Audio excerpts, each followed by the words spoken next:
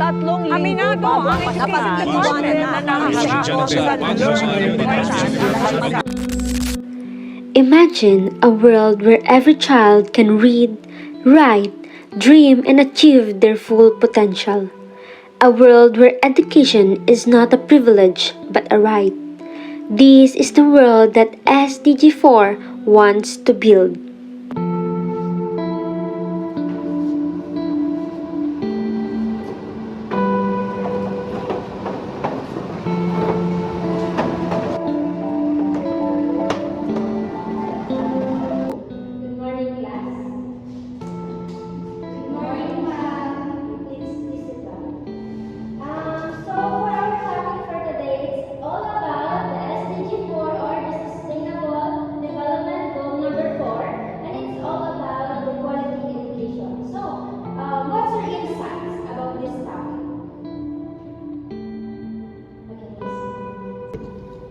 So, SDG number 4 stands for Sustainable Development Goal number 4, which aims to ensure inclusive, equitable, and quality education for all by the year 2030. It promotes lifelong learning from early childhood to adulthood so that every person, no matter who they are, has the chance to succeed. That's all, ma'am.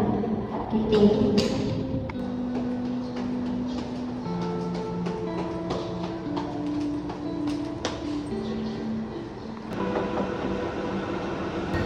Good morning, ma'am. Sorry I'm late. May I come in?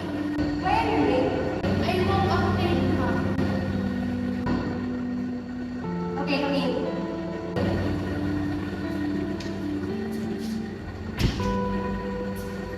So, do you guys agree in using our gadgets for our quizzes and school activities? Yes, ma'am. And of course,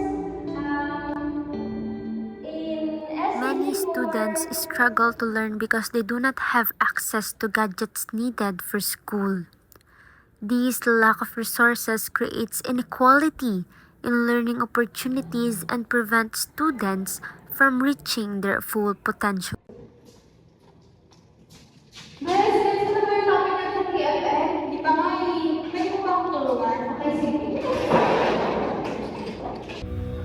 SDG4 reminds us that quality education is not just about books, but about inclusion, support, and helping each other succeed.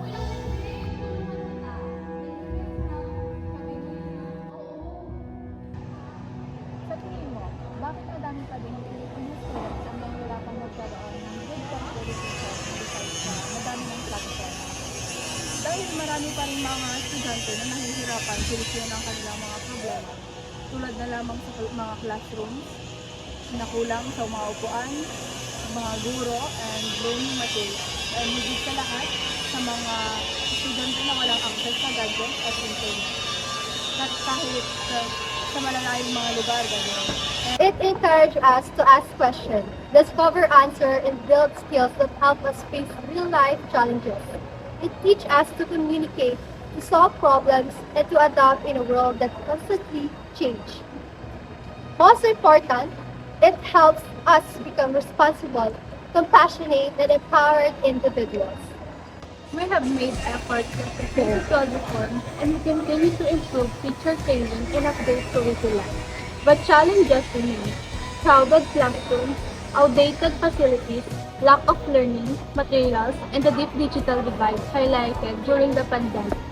Many students simply do not have the tools they need to learn effectively. Quality education matters because it breaks the cycle of poverty, offers opportunities, and leads to a stronger community. And a more peaceful society. When we invest in education, we invest in the future.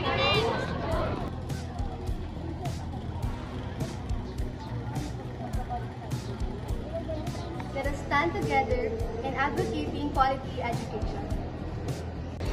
Let us empower every Filipino child.